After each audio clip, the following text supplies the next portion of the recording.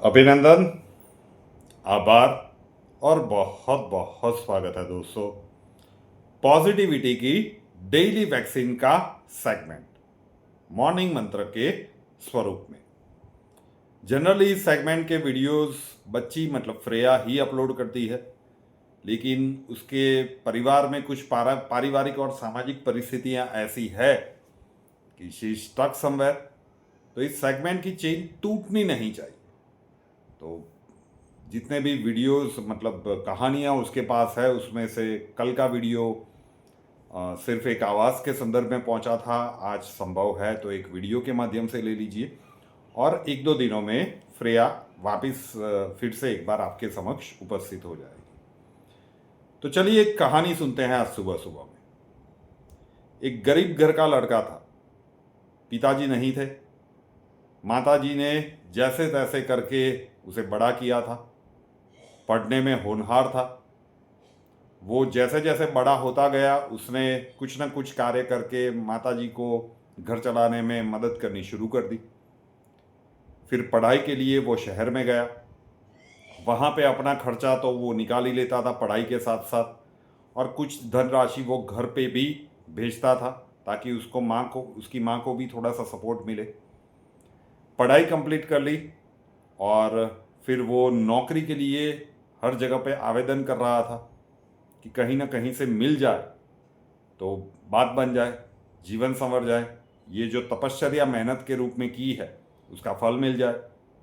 बहुत लंबी परीक्षा भगवान ने ली है और हुआ ऐसा कि एक बड़ी सी कंपनी में उसका इंटरव्यू कॉल आ गया।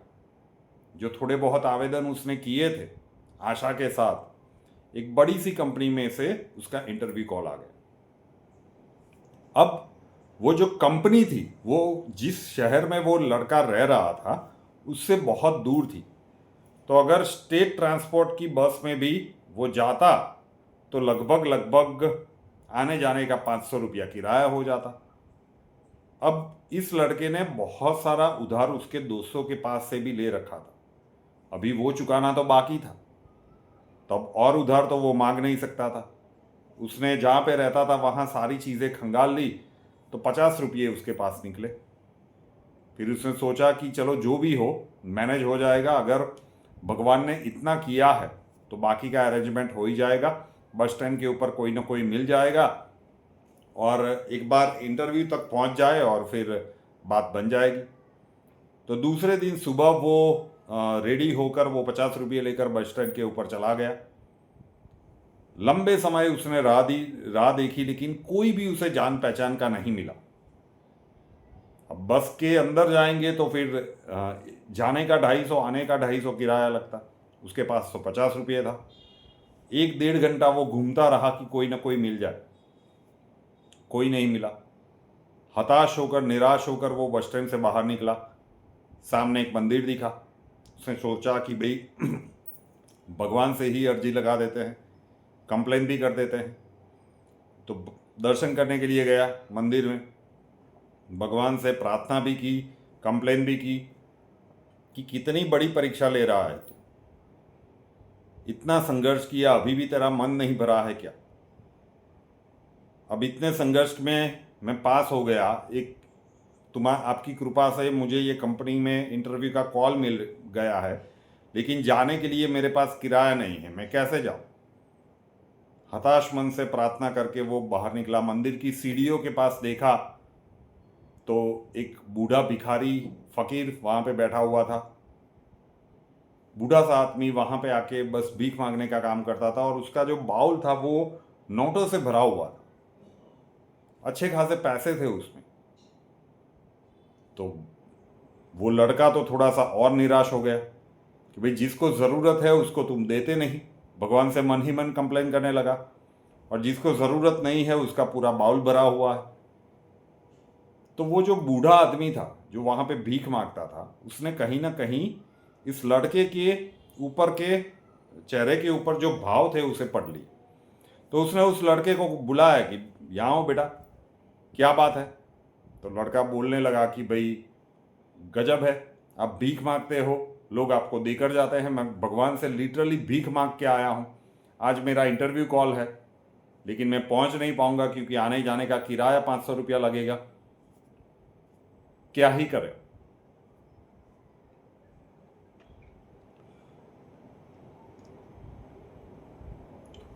तो फिर उस बूढ़े भिखारी ने कहा कि बेटा आप चिंता ना करो, मैं आपको हेल्प कर सकता हूँ। लड़के ने कहा कैसे हेल्प करोगे?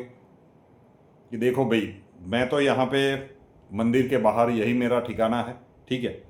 लोग पुण्य कमाने के लिए बहुत सारा दान मुझे देकर जाते हैं। मैं बूढ़ा आदमी, एक टाइम का खाना खाता हूँ, और बाकी जो थोड़े बहुत दवाइयों के पैसे लगते हैं, बूढ़ा हूँ तो, और बाकी के जितने पैसे बच जाते हैं वापस जाके मैं मंदिर की दान पेटी में ही डाल देता हूँ। तो मुझे इतने सारे पैसों की आवश्यकता नहीं है। तुम्हें आवश्यकता है, आप जितना खूट रहा है ये लो 450 रुपये, जाके इंटरव्यू दे आओ और जॉब मिल जाए, तब इच्छा हो तो मुझे पैसे वापस कर देना। लड़का थोड़ा सोच में पड़ गया कि क्या करे।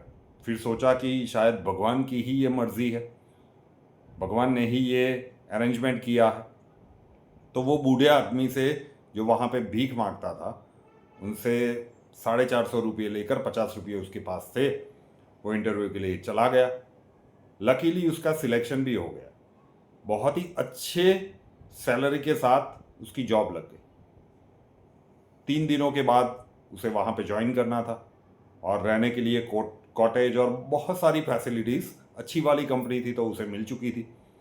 उसका पूरा जीवन बदल गया था। वापिस आते समय जब वो बस स्टैंड के ऊपर उतरा तो उसने कहा कि उस सज्जन से मिल के जाते हैं, क्योंकि अगर उन्होंने मदद नहीं की होती तो ये संभव ही नहीं हो पाया होता। तो वो मंदिर के पास गया। मंदिर के पास भीड़ लगी हुई थी, तो ये थोड़ा सा अचरज में पड़ गया वो जो लड़का था कि यहाँ पे तो कोई फंक्शन वगैरह भी नहीं है धार्मिक, तो इतनी भीड़ क्यों लगी है। भीड़ को चीरता हुआ वो आगे गया और पूछने लगा कि भैया क्या हुआ। तो किसी ने बताया कि भाई यहाँ मंदिर की सीढ़ियों के ऊपर एक भिखारी बैठता था, वो मर गया। तो लड़का शॉक में, आघात में आ गया। वो जल्दी से भीड़ को चीरता हुआ आगे गया और देखा तो ये वही व्यक्ति था जिसने सुबह में उसे 450 रुपये दिए थे, और जिसके कारण वो इंटरव्यू तक पहुंच पाया और उसे जॉब मिल गई। लेकिन संध्या समय आते आते उसका ही जीवन शेष नहीं रहा था। किसी ने बोला कि भाई दवाइयों के लिए पैसे नहीं मिले होंगे आज, तो दवाइयाँ नहीं ले पाया। डे टू डे साथ वाले मेडिकल स्टोर से वो दवाइयाँ लाता था और खा लेता था। हो सकता है कि उसी के कारण उसकी मौत हो गई। वो लड़का चक्कर खा के वहीं पे गिर पड़ा कि उसका जीवन संवारने के लिए किसी ने अपने जीवन की आहुति दे दी। वो सोच में पड़ गया कि क्या सच में दुनिया में ऐसे भी व्यक्ति होते हैं। मैं तो इनको जानता भी नहीं था। उन्होंने अपनी दवाइयाँ और अपने खाने के पैसे मुझे ये कह के दे दिए कि मेरे पास तो सरप्लस है और बाकी के पैसे मैं मंदिर की दान पेटी में रख देता हूँ, और ये चले गए। भीड़ में से किसी और ने आवाज़ लगाई कि अरे यार भिखारी, ये तो मरा है, इन लोगों की मौत तो ऐसे ही होती है, ये इसी के लायक होते हैं। तो जितने मुंह उतनी बात है। लेकिन वो लड़का उसके बाद कभी भी रात को चैन से सो नहीं पाया। अच्छी वाली कंपनी में उसकी जॉब थी, आगे जाके उसका परिवार भी बसा, लेकिन उसने एक नियम बना लिया कि जितना भी वो कमाएगा उसका 25%, 25% वो गरीबों में बांटेगा। और जीवन भर तक प्रभु का आशीर्वाद रहा। वो सफलता की नई नई सीढ़ियाँ चढ़ता गया, वो कमाता गया, और 25% पूरे जीवन वो गरीबों में बांटता गया। छोटी सी कहानी है, अब इसे आप कहानी कह लीजिए, और जहाँ तक हमारे संज्ञान में है, ये कहीं ना कहीं भारतवर्ष में बनी हुई सच्ची घटना है। अब कहानी हो या घटना हो, लेकिन हमें बहुत कुछ सिखा कर जाती है। तो सोचा कि मॉर्निंग मंत्र में आपके लिए यही शेयर कर दें। कैसा लगा वीडियो जरूर से बताइएगा। हिम्मत मत हारिएगा और मानवता को भूलिएगा मत। समय का जो कालखंड आ रहा है ना, एस्ट्रोलॉजी के यूट्यूब चैनल पर एक प्रिडिक्शन का टाइटल रखा गया था, भारतीय बनकर रहेगा। देखते, भाषा के नाम पर विवाद, धर्म के नाम पर विवाद, अरे क्या चल रहा है यार। मानव बने हो, मानवता आपके अंदर होनी चाहिए। देखते हैं कि घटनाक्रम किस प्रकार से चलते हैं। वीडियो पसंद आए वीडियो को लाइक कर दीजिएगा, चाहे ज़्यादा पसंद आए तो शेयर भी कर सकते हैं। आपका एक लाइक मॉर्निंग मंत्र के सेगमेंट को थोड़ा सा ऊपर ले जाएगा। मैं अपने वीडियो में कभी भी ये नहीं कहता कि लाइक कर दो, लेकिन इतनी सारी मेहनत बच्ची करती है तो एक लाइक तो बनता है, ठीक है ना, इस सेगमेंट के लिए। और चाहे तो शेयर भी कर सकते हैं।